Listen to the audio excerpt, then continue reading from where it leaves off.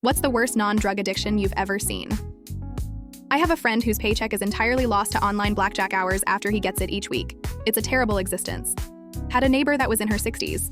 She went to the casino, fairly often during the week, but limited herself to only going to Vegas once a month.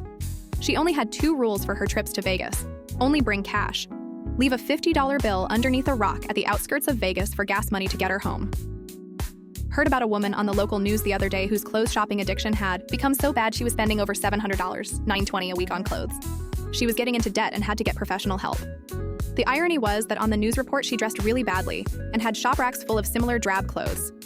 My auntie had a shopping addiction and it was bad. When she died, it took months to sort out her things. She had so much and she had been in severe debt for it. I have a close friend of mine who was a video game addict during college. He would spend all his time up in his room just gaming from the time he woke up until he passed out in his gaming chair at like 3 a.m. He was failing college classes, skipping out on parties and hanging out with friends, and it completely took over his life. That is, until my friends and I sat him down and literally had an intervention with him about how we never see him anymore, and he broke down and admitted he was completely addicted. We came up with a system where he would turn his controllers over to us and we would let him have them only when he proved he turned his assignments in. Pretty soon, he was gaming less and less and ended up going to med school. He's now a doctor with a happy family, and he still will bring up how thankful he is that he had friends that had his back, instead of just letting him do his hobby video. Game addiction is real, guys. I always find food addiction to be the worst. As someone who's dealing and dealt with addiction, I can easily avoid alcohol or drugs, but you need food to survive. Anyone who overcomes food addiction is a badass. I would never have been able to moderate my drinking.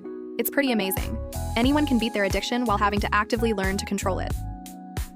An older man in my gated community retired and decided to walk around the community. It was safe with plenty of shade. Walking became an obsession, probably aided by advancing dementia.